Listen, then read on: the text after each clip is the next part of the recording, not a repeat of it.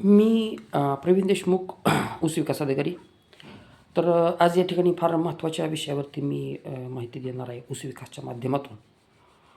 तर आज पोल आणि CCS कमर्शियल कॅन शुगर म्हणजे रसामध्ये किती साखर असते आणि त्याची बनते किती साखर, ह्याच्यामध्ये जो रसात असलेली साखर आणि पोत्यात भरण्याची त्यातून काढलेली साखर ह्याच्यामध्ये बऱ्याचदा तफावत निर्माण होत असते. तर त्याचं कारण दडलं आहे ऊस विकासमध्ये. तर ऊस विकासमध्ये कारण कसं दडलं आहे, तर ज्यावेळेस ऊस लागणीपासून साधारणपणे 4 महिन्याचा ऊस होतो त्यावेळेस नात्राची मात्रा ही कमी करायची असते आणि 8व्या-9व्या महिन्याचा ऊस झाल्यानंतर त्या ठिकाणी पोटॅशची मात्रा ही वाढवायची असते. मग आता त्याचं कारण काय, तर 120 दिवसानंतर जर नत्र दिला तर कायमस्वरूपी भरपूर जर नत्र आपण देत राहिलो 8, 9, 10 महिन्यापर्यंत, तर त्या ठिकाणी शाकीय वाढीवरती ऊस जातो आणि ऊसाच्या रसामध्ये ग्लुकोजचं आणि सॉल्टचं प्रमाण वाढत असतं, म्हणजे इम्प्युरिटी वाढतात. तर इम्प्युरिटी वाढली की त्या ठिकाणी साखर निघत नाही. त्याचं साखरेचं क्रिस्टलायझेशन म्हणजे खडीकरण होत, त्यातनं क्रिस्टल्स तयार निघत नाहीत जास्त. सुक्रोज असतं भरपूर, परंतु साखर निघण्यावरती अडचणी निर्माण होतात, केवळ रसाची क्वालिटी योग्य नसल्यामुळं, रसात अशुद्धी वाढल्यामुळं. ते युरियाचं प्रमाण वाढीच्या अवस्थेनुसार खते देणे. युरियाचं प्रमाण हे मॅच्युरिटी लेवलच्या ऊसाला कमी झालं पाहिजे. पोटॅशचं प्रमाण हे वाढलं पाहिजे. कारण पोटॅश 8व्या-9व्या महिन्यात वाढवला की त्या ठिकाणी सुरुवातीची पक्वता अवस्था असते ऊसाची, सुरुवातीची. तर त्यावेळेस होतं काय, तर साखर खोडामध्ये साठवायचं जे काम आहे ते पोटॅश करत असतं आणि वॉटर बॅलन्स किंवा पाण्याचं नियोजन ऊस पिकाच्या शरीरांतर्गत पोटॅश करत असतं. फेवरेबल सॉल्ट अँड वॉटर बॅलन्सचं काम हे पोटॅश करत असतं. मग अशा वेळी जर सुक्रोज जर साठला रसामध्ये, तर CCS वाढतो. म्हणून क्वालिटी सुधारते आणि CCS वाढतो. त्यासाठी पोटॅश 8व्या-9व्या महिन्यात द्यायचा आहे. युरिया हे कमी कमी करत जायचं 120 दिवसानंतर लागणीपासून. हे एक कारण झालं. म्हणजे युरिया कमी करणे आणि पोटॅश वाढवणे, ज्यूस क्वालिटी सुधारण्यासाठी. आता दुसरा विषय महत्त्वाचा आहे, तो म्हणजे ज्यावेळेस ऊसाची तोडणी येणार असते, तर ऊस तोडणी येण्यापूर्वी साधारणपणे 4 ते 6 आठवडे पाणी तोडलं गेलं पाहिजे ऊसाचं.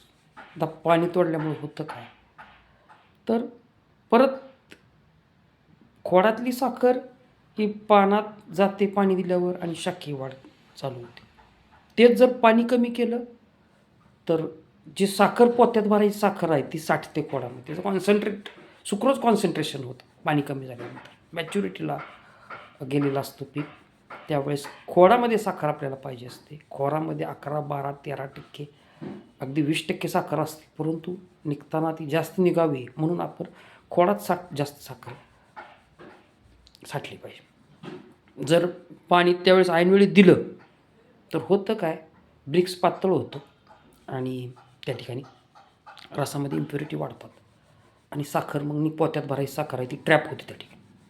असं त्याच्यामध्ये घडतं. म्हणून 4 ते 6 आठवडे ऊस तुटण्यापूर्वी 4 ते 6 आठवडे पाणी तोडलं गेलं पाहिजे. खोडात साखर साठली पाहिजे, पानात नाही गेली पाहिजे आणि ज्यूसची क्वालिटी पण चांगली असली पाहिजे. त्यासाठी 4 ते 6 आठवडे ऊस तुटण्यापूर्वी हे पाणी तोडलं गेलं पाहिजे. तिसरी गोष्ट महत्त्वाची आहे, ऊस हा स्वच्छ पाहिजे. चौथी गोष्ट, चाळला पाहिजे ऊस व्यवस्थित. चौथी गोष्ट, वाड्यातल्या 1, 2 ते 3 कांड्या त्या मारल्या गेल्या पाहिजेत. वाड्यातली कांडी ही कारखान्यात नाही आली पाहिजे. त्याच्यामुळं ही इम्प्युरिटीज, कारण त्याच्यामध्ये मिनरल आणि ग्लुकोजचं प्रमाण जास्त असतं वाड्यातल्या कांडीमध्ये. मग ते त्या ठिकाणी इम्प्युरिटी वाढवतं ज्यूसमध्ये आणि मग CCS कमी निघतो. मग ती आपल्यापाशी आहे की बाबा वाड्यातली कांडी मारायची. खाली खरडून तोडा, खाली जमिनीलगत तोड, वाडीतली कांडी मात्र मारली गेली पाहिजे. तर ऊसातली इम्प्युरिटी, ज्यूसची इम्प्युरिटी कमी होते आणि साखर जास्त निघते. हे कारण आहेत. आता त्याच्यानंतर जर गाळप करत असताना ऊस तुटल्यानंतर तो साधारणपणे 24 तासामध्ये त्याचं गाळप झालं पाहिजे.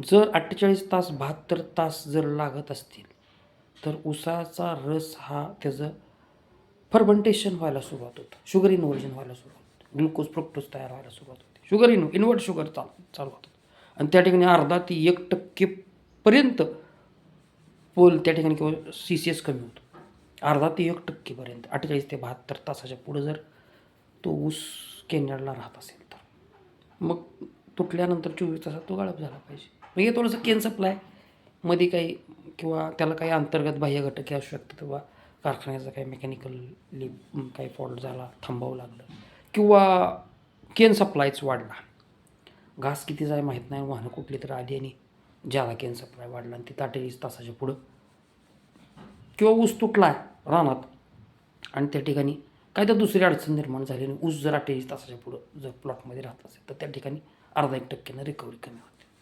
हे एक कारण आहे रिकव्हरी कमी. मग आता इथं 7 ते 8% रिकव्हरी म्हणजे CCS कमी येतो.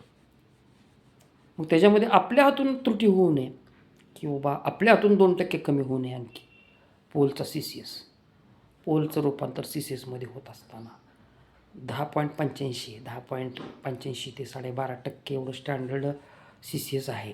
मग त्याच्यामध्ये आपल्याकडून झालेल्या त्रुटींमुळं ज्यूस क्वालिटी व्यवस्थित जात नाही आणि त्या ठिकाणी CCS कमी निघतो. म्हणून आपण ऊस विकासच्या माध्यमातून जर योग्य नियोजन केलं सल्ले घेऊन तर त्या ठिकाणी चांगला ऊस आपण चांगला पक्व ऊस, चांगल्या पोलचा ऊस, चांगल्या क्वालिटीचा ज्यूस निघणारा ऊस आपण जर सप्लाय केला कारखान्याला तर त्या ठिकाणी CCS वाढल्याशिवाय राहत नाही आणि भरपूर शेतकऱ्यांनाही त्यातून फायदा होऊ शकतो.